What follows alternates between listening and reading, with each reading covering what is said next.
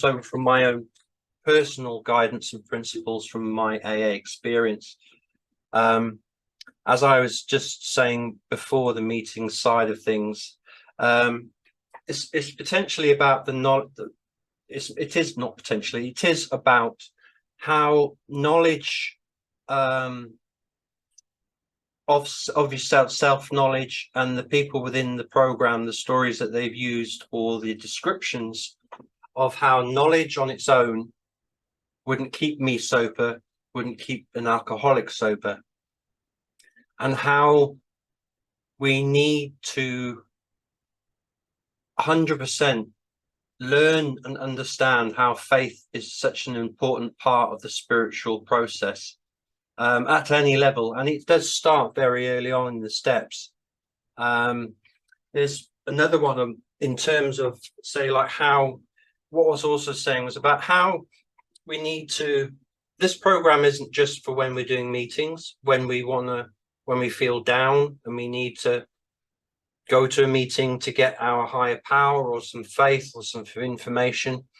This program has to work 24/7 within us, the people that we'll deal with, the problems that we have to face, the happiness, the downs, the struggling, the confrontation, everything to do with life can and will be solved by following the principles within AA. It reminds me in a way of how the step 7 prayer, I think that's pretty much is step 7. My Creator, I'm now willing that you should have me, all of me, good and bad. And now, please remove from me every single defective character that stands in the way of my usefulness to you and my fellows. Grant me strength as I go out from here today to do thy bidding. Now, it's something as simple as that. That's my morning prayer, because no matter how bad the day can be, or if I've got quite a potentially stressful or confusing day, I need to ask for that faith and direction from my higher power to guide me on. Otherwise, if I start up the day in the morning just in my own head, and a real good friend of mine's got a great phrase which I love. Charles will know this one. Mad as a bag of box of frogs, or something like that. And then it's basically saying that if I leave my own brain while I have my coffee, think, well, I'll pray and meditate after I go to the toilet, while I get the coffee, while I roll a cigarette, while I get breakfast. Oops, I've forgotten. I'll go out, go to work, do it while I'm driving. It's not going to happen. And by which time I've been up an hour and my own brain has been able to set wrong many things. One of the things I will want to catch on, so we're on page 59, just to give you some information. It's the second half of the how it works, where they put into the program of recovery in the steps. Now, alongside this, we have a principle. It's how potentially that we are, growing or striving for or trying to understand. So step 1, we admitted that we're powerless, honesty. Came to believe, power, hope. Made a decision to turn our lives and will in our lives, faith, because we're putting our faith into something. It's really funny with step 3, with faith. If you search for principles or steps, generally in AA, you can search online, you can, any browser, it doesn't matter. But this is a very concerning, for myself personally, thing that pops up quite a lot on treatment centers. Now, I believe it's very easy to get these two words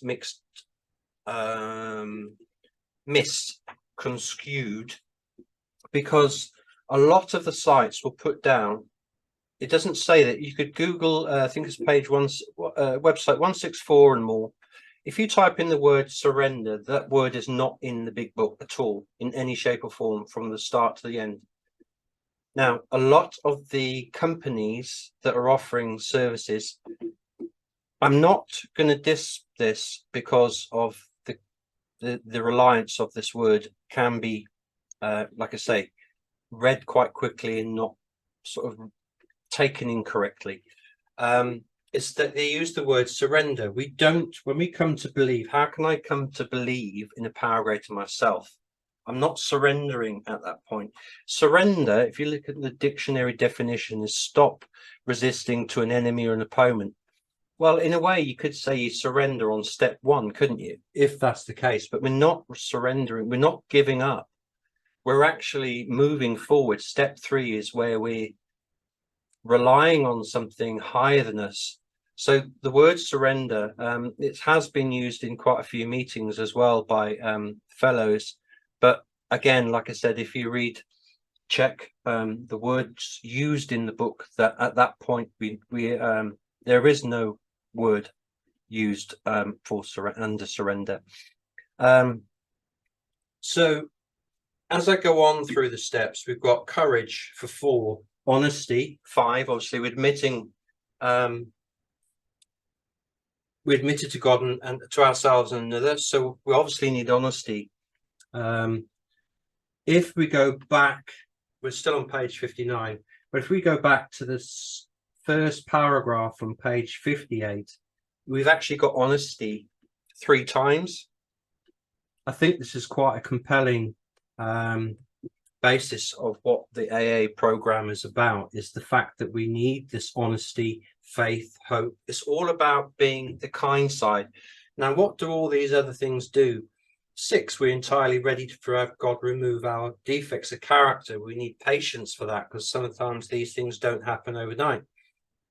Humbly asked him, well, that's kind of already there for you, isn't it? It's humility. 8, made a list of persons we had harmed, willingness, justice, perhaps, which is more made. 9, made direct amends. We are doing justice to the people that we've harmed in the past. But as we move up the steps, all of the previous ones become part of what we're working towards. So continue to take personal inventory on step 10, perseverance. But then step 10 is all about the cease fighting. All these different things are probably admitted when we're wrong. It's moving up, but we're still going to be using all the previous principles to come with that. They all sort of join hands together, sort through prayer and meditation, serenity, peace, isn't it? And then obviously step 12 is all the previous ones nicely put together. But even, like I say, going back to 58, the words honesty, like I say, is put there for us 3 times. Now, going back to what I'm wanting to talk about today, which I was saying was about faith and knowledge. Faith will come in after this, but I want to do the knowledge part first, just to show how I've seen it a lot. A lot of knowledge can be amazing. I wish I had the ability with I have it's very interesting seeing my daughter in the same way. She can be amazingly fluent in what she's reading, etc., and learning very well, but you can give her 10 minutes after and she's forgotten what that is that she'll be talking about. And I can be very much like that with reading. In my early sort of alcoholic days, I put it down to I didn't put it down to anything. My disease would tell me that I'm terrible at reading. I can't read. There's no point in reading. What's the point in reading? You're only going to humiliate yourself if you read in public, if you speak out. There's lots of those things that were coming into fruition when I came into the program. I realized these things are happening, that with my ADHD, I am that way. I apologize, I'm dyslexic.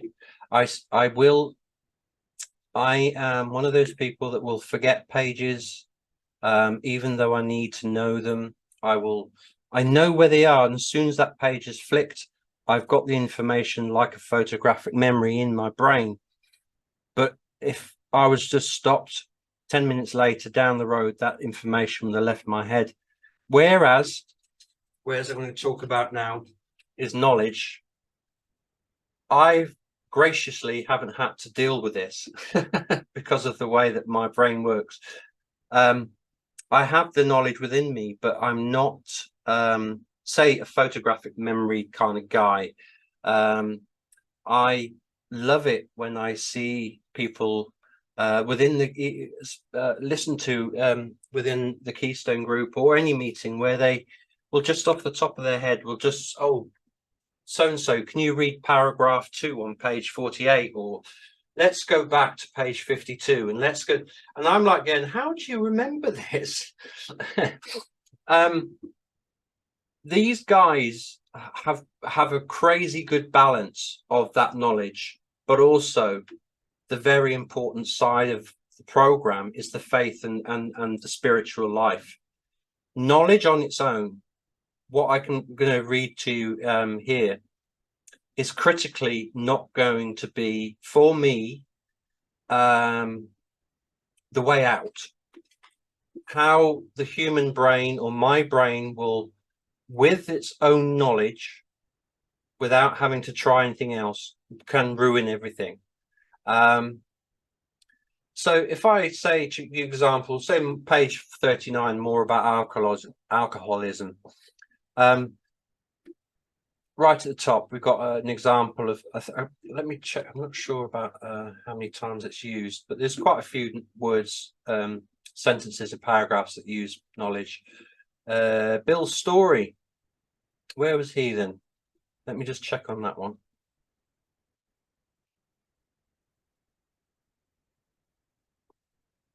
Yeah, sorry, my bad. We're jumping a little bit back and forth. I do apologize. Bill Story's page 7. My incredible behavior in the face of its desperate desire to stop was explained. Understanding myself now, I fared forth in hope, high hope. For 3 or 4 months, the goose hung high. I went to town regularly and even made a little money. Surely this was the answer. Self-knowledge. Page 39. This is talking, I believe, it's before the Fred story. I'll just start the sentence a little bit before the paragraph so it makes sense. But so it's right at the last paragraph on page 38. Some of you are thinking, yes, that you tell us is true, but it doesn't fully apply. We admit we have some of these symptoms, but we have not gone to the extremes you fellow did, nor are we likely to. For we understand ourselves so well after that you have told us that such things cannot happen again.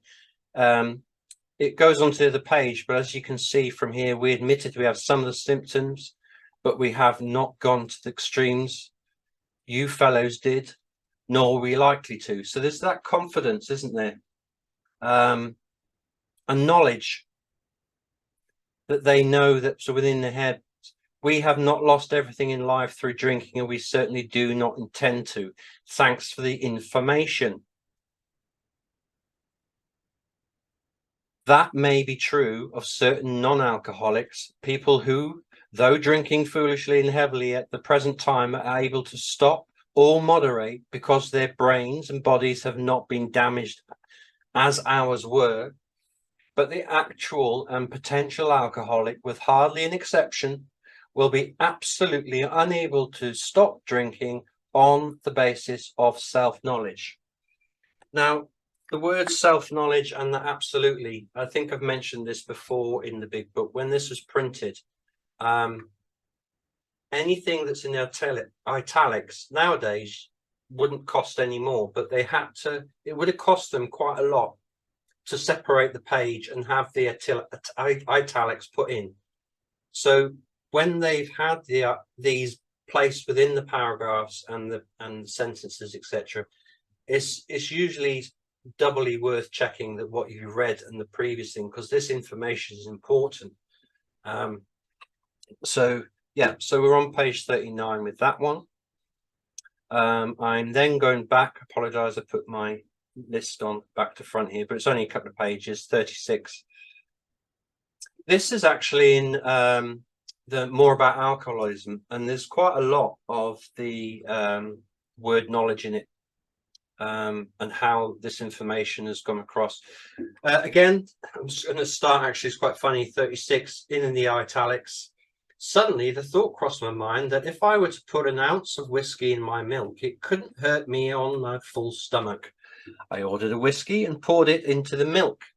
I vaguely sensed I was not being any too smart, but felt reassured as I was taking the whiskey on a full stomach. Hi, Alex. Hi, Pat. Oh, sorry, Derek, you're already there. I vaguely, blah, blah, blah. The experiment went so well that I ordered another whiskey and poured it into my milk. That didn't seem to bother me, so I tried another. Thus started one more journey to the asylum for Jim. Here was the treatment of commitment, the loss of family and position, to say nothing of that intense mental and physical suffering which drinking always caused him. He had much knowledge about himself as an alcoholic, yet all reasons for not drinking were as easily pushed aside in favour for the foolish idea that he could take whiskey if only mixed with milk. Sorry for shouting that knowledge out. That seems to get boosted, that one, didn't I? But yeah, so we've got Jim and Fred and Bill all running on self-knowledge at that point with different things. Sadly, I will miss. Hold on. Don't know if I want to go to that one yet. I'm on page 40. I'm just reading this, beg your pardon. I know what I want to say. I just want to know whether I might take on the previous paragraph so that it kind of puts it into a context. This is page 138, where we're talking about how, I mean, I think out of all the information that's potentially can be misconstrued or is slightly erroneous for today's talkings. I mean, I think it'd be amazing if employees or employers were actually in a position to read the big book and understand the principles and the steps. But unless somebody is in the fellowship or an alcoholic, the chances of you coming across, well, I didn't. I'm an employer when I didn't know anything about the program before I joined. So the chances are that someone coming across somebody in that situation, but there is really some really good information, as in all of them, that if you sort of take that, well, that's not going to happen this day and age, attitude out of things, that you always find something of use.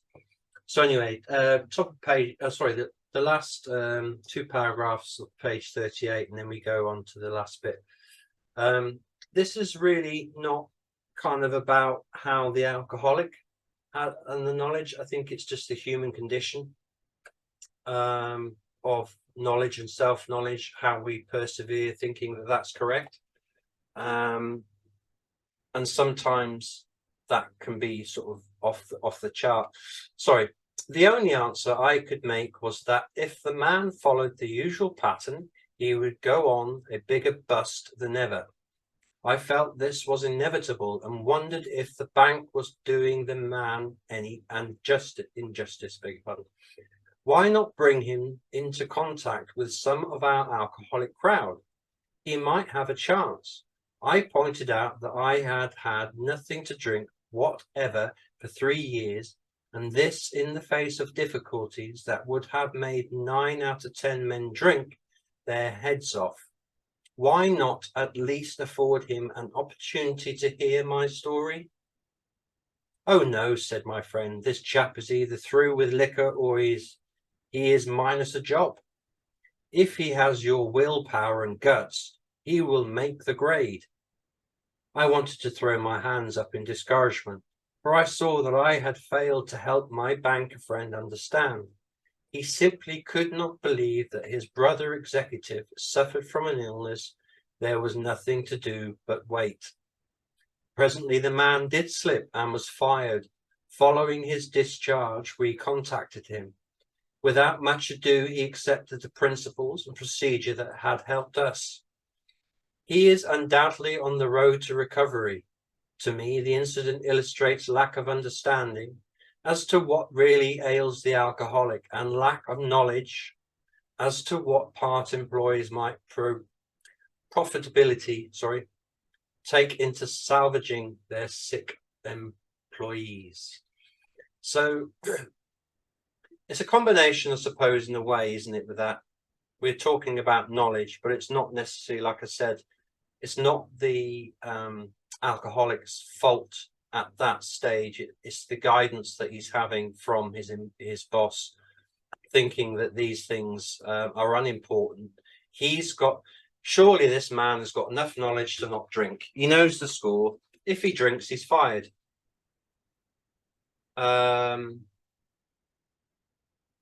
Like, I've got children, I'll stop drinking. I've got a job, I'll stop drinking. I know what to do, I'll just stop drinking for today. These things don't come into play when we're talking about alcoholism, do they? This is not our willingness that's being decided here. It's for my sake, it was my disease, my malady, giving me the information about knowledge, information, what I can do with it, and then deciding that my will on its own, the will that I have produced doing anything in life, as it says in the book, you know, we can be very strong-willed people.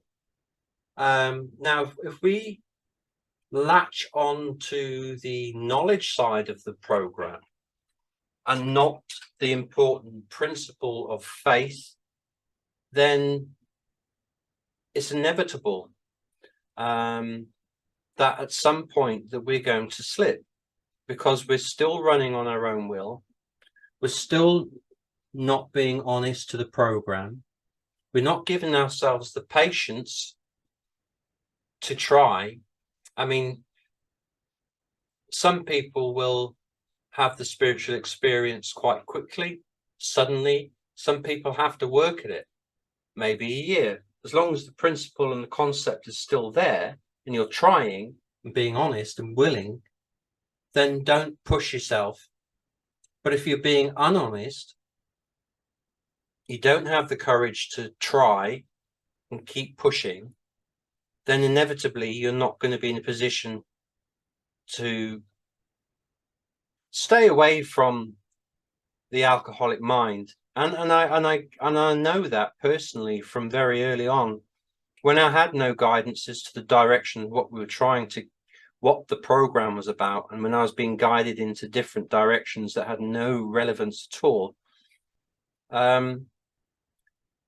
it was very easy for me to have my own knowledge in my head about what the program was and what I'm going to do to prevail. And there would have been only one resolution for that. I know countless of people that have really got a very good understanding of the program and the way that they talk to you about the program, but it's only that individual that can personally and honestly in their own head know that they are working the program in terms of the spiritual, having faith to let this work as opposed to themselves. I'm not some like major intellectual here. I'm just going to give you some of the page reference numbers for these. I might actually do that in the chat after, but let me like I said, I just need to move things around because I'm doing this myself. I usually have to send things back and forth. A lot of the word faith is used in We Agnostics, which is a great chapter, obviously. But one of the biggest things I think must be is, beg your pardon, I will do it.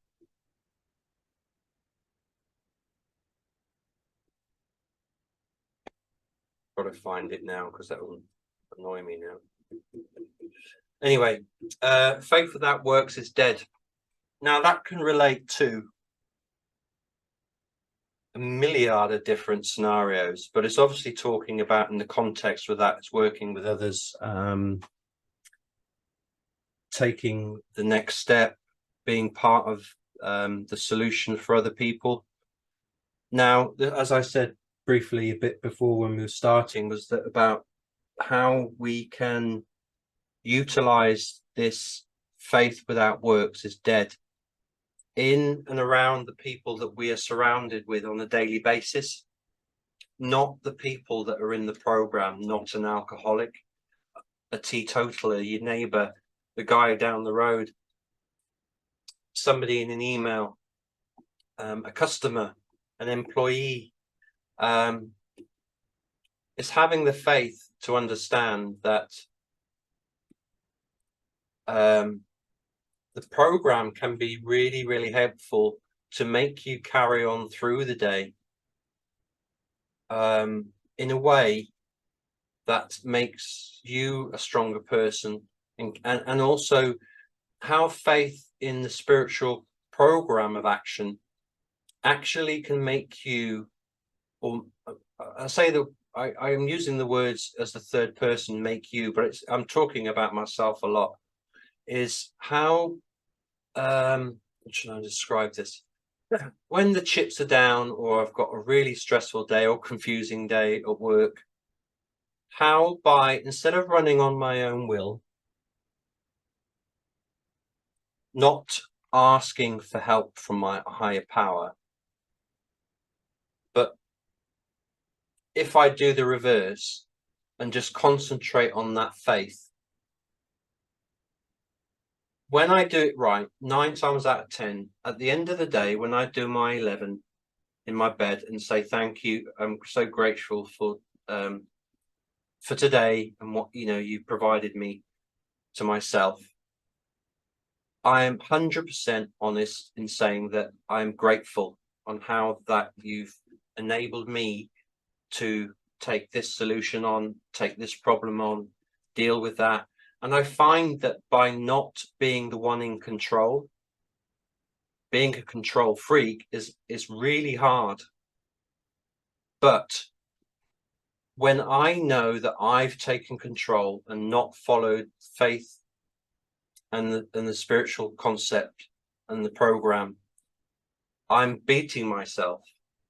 It's when I realize that I've not run the show as he's doing here, sat down doing a Zoom meeting, running the show. It's quite palpable, the difference between how that day's gone, and then it kind of frees up the rest of the day, and sorry, the week, and how these sort of things can come about. But it's going back to the steps, right? We're talking about the word faith as early as step 3, aren't we? As I've said, made a decision to turn our will and our lives over to the care of God as we understood him. Now, well, you know, 2 and 3 are already talking about the fact that we need to be looking at somebody else to enable our spiritual growth, or to rely upon somebody else as opposed to ourselves. So I'm going to, like I did with the word knowledge and self-knowledge, I'm going to utilize the page numbers and the references for faith, because it's a very important part of our process. So let me start with Big Gnostics, page 45, last paragraph.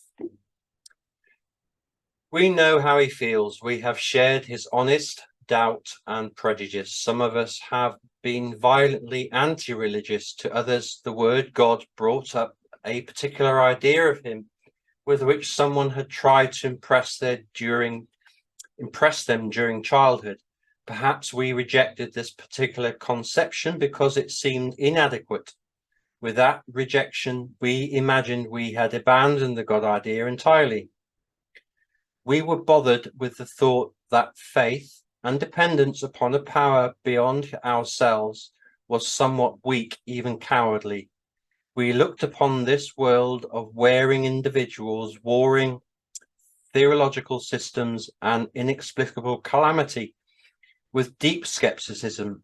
We looked askance at many individuals who claimed to be godly. How could a supreme being have anything to do with it all? And who could comprehend a supreme being anyhow? Yet in other moments we found ourselves thinking, when enchanted by the starlight night, who then made all this? There was a feeling of awe and wonder, but it was fleeting and soon lost. So at the top of 46, we've got the little word of faith there. It's just sort of tickering there. But the last part of this paragraph is that I get these awe-inspiring moments of, wow, hasn't this day gone well? Or I'm so pleased that I'm allowed to be doing this. Or isn't the family doing well? Or it's really nice to see that I'm not having to work so much on things with work. It's kind of going smoothly. And then suddenly something at work, I'll get a phone call and something's broken, or it didn't work very well. And suddenly these things are fleeting. Now, if I just relied on that faith little bit for that short little period of time and thought, well, what's the point? That's it, isn't it? What's the point in bothering to stick with something that has let me down yet again? Because I'm not giving faith chance. It does actually start very early on. I'm not giving things chance. Well, if I do and ignore that problem, I've actually realized that if I pray on it or I ask for guidance, that again, I realize it's not actually a problem. I've made it of the word problem because it's not gone to how I wanted it to go. It's not a problem because it can be fixed, and with not a great deal of effort. And then also in that situation, say for example, a machinery hasn't quite worked as amazing as I think it could have done. Instead of just making a blag to the customer and saying, well, yeah, it's just because this machine does this and this, and hey, never mind, eh? But if I honestly say, well, actually, I don't think this has worked because of the way I've put this here and put that there, I honestly put my hands up and say that that's not, gone as well as I'd hoped, but the product still works really well. I'm not deflecting the problem. I'm not running away from the problem. I'm having faith that by being honest, I'll have the courage to be moving forward. And again, when I'm honest, really kind of properly honest, I think people can read the body language of people and that they know that you are trying. And it's the same when I get it with employees when they're blagging to say the reason why they're ill or not coming into that day. It's kind of that, how the body reacts back to honesty, and if he sees the faith in my eyes that I believe something's going to work if I just give it any problem. I'm not letting the team down. I'm not letting the company down. I'm not letting people down. And then that sort of backtracks around the people I'm with. Let's go back to sorry, I've got me. No, we're not going back. Big fun. We're still on it. It just seems to have gone the wrong different page number. No, that's right. Sorry, step 2. Like I said, about on step 3, we've kind of sort of aiming and how it works to say, look, the principle of the program is step 3 is that we've got the faith. Because yes, we are, aren't we? Because we're at the stage where we're definitely saying to ourselves that we're going to turn our lives over to the power greater than ourselves. Well, in step 2, Page 47. Second paragraph. It's the step 2. We need to ask ourselves but one short question. Do I now believe, or am I willing to believe, that there is a power greater than myself? So this is the question that you'd be asking yourself, and obviously working with a sponsor. As soon as a man can say that he does believe, or is willing to believe, we emphatically assure him that he is on his way. It has been repeatedly proven among us that upon this simple cornerstone, a wonderful, effective spiritual structure can be built. So if we haven't got this right at this stage, or we're not being honest with ourselves, what do you think is going to happen for the rest of the steps? I'm going to hate this phrase because I know that it's been used, fake it till you make it. Thinking that if you give yourself the 12 steps, you work the steps, you do it rightly, you listen to your sponsor, happy days, I'm crack on and I'm never going to drink again. Or I might dabble in it, but I know how to control it now. We're not being honest, are we? How does this fall into what we need to be talking about? Well, I've not. How dare you talk to these people like that, Daniel? I don't know. That was great news. As for we had assumed we could not make us use of spiritual principles unless we accepted many things on faith, which seemed difficult to believe. When people presented us with spiritual approaches, how frequently did we all say, I wish I had what that man has. I'm sure it would work if I could only believe as he believes. Then I will obviously finish that paragraph off, but then again, we're trying to aim for somebody.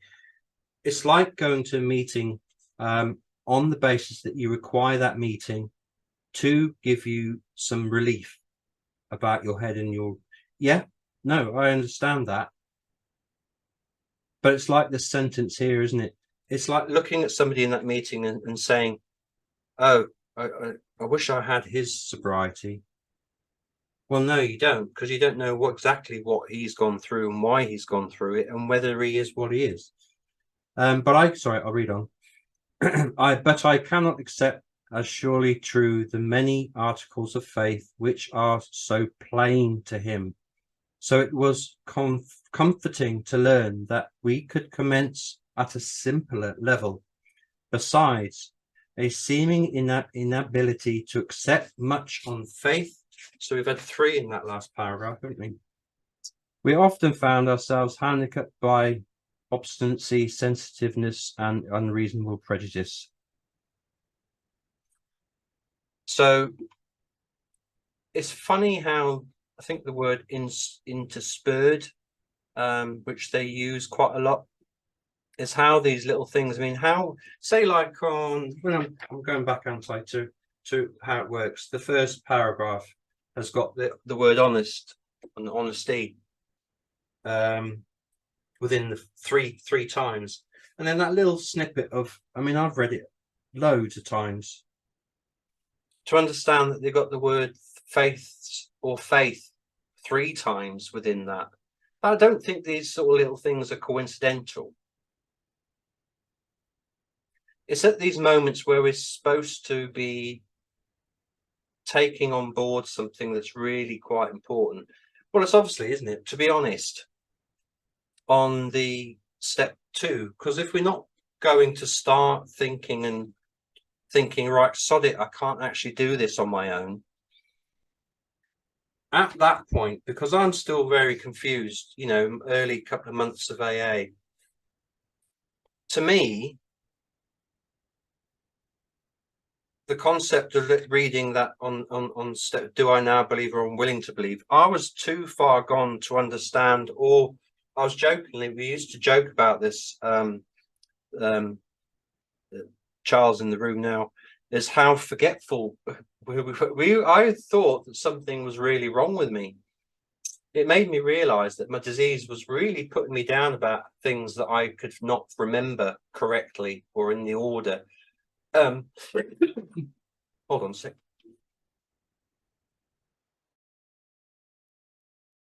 And So for me, I was really up for this game. I wanted to believe, because I now realized that I could not rely on my own will and my own brain. Now, not relying on a person, obviously, is a good sign, because it does say that we're not to, human aid has failed us. But by golly, we need people as well to carry this message. Where am I going with that one? Now I know believer, willing to believe in the power of greatness. Knowledge. Going back to knowledge.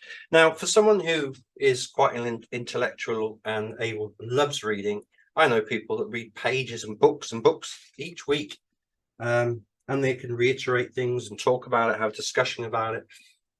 Now, this is my conception, is that if you have at that point a very good understanding of being able to take a lot of this information in quickly, it can be quite easy for that information, that knowledge, not the faith, to be how you get through the steps and how you make it through the program.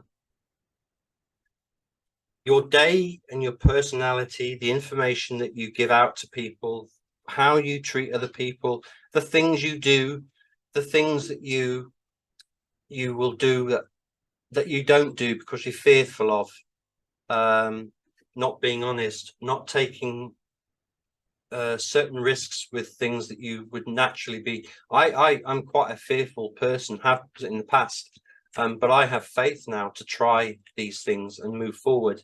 And I realize at the end of the day, by having the faith, that it wasn't really that bad at all, and I don't know what the hell I was going on about. But in the past, these things wouldn't have actually gotten. My fear would have not enabled me to get that job or that thing done. The fear would have been so strong, it would have ruled whatever I was doing.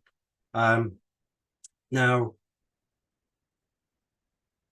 if they are willing to know that if they've got the knowledge at that point and keep reading these things and going through, they think they cracked it because of the knowledge. They know what they're on about. They understand about what alcoholics and what alcoholism can do. Alcoholism. So I won't have a drink. I'll just carry on being a knob and not drink. Don't need to sort anything else out, because I've got the information I need here. If I'm struggling with something, I'll just read a couple of paragraphs and go to a meeting. But again, in that faithful day, when you're not in the zone, when you are shutting down, whether you're tired, you're happy, sad, as with Jim and Fred, before you know it, something has happened, and you suddenly believe that because of that knowledge, you're still in control. 10 minutes later, you're on the deck and have no reason to understand how that's happened, because your knowledge has saved you. But no, it hasn't. My own brain cannot protect me 24/7. When I'm asleep, my malady, my disease can be running the show. I can think I have the knowledge and the information I need to get through the day, but this is all my will still being taken control, my ego, the way that I think, the dishonesty. And wow, it's gone quite quick. So I'm hoping that because of the way that I've done these two sort of work, I mean, there's probably a lot more we can go into on that, but I'd like a bit of Q&A if people are interested, but obviously if they're not, then that's fine. But it's something that struck me personally, is this concept of knowledge and power. I think is an old phrase from somewhere. But in the case of a spiritual life, alcoholism, faith has to be such a prevalent part of my life. I've been so scared with certain things and how things have gone, running a business, having to let people go because of work. If I worried about this sort of thing constantly, or I didn't have the program or the faith and the spiritual concepts and the direction from the universal spirit in my own way. These things would have easily have sent me to drink. Yes, the stress and the situations would have done that. But when things are going tickety-boo, I've had a great day. I took the motorbike out this afternoon. It was a lovely day. It's those kind of scenarios when you think, yeah, I've cracked this. I've got this. I don't need to do anything. Are the days when my self-knowledge without the faith is going to put me in front of a drink, back in my cups. So on that note, I shall leave it there. Thank you very much.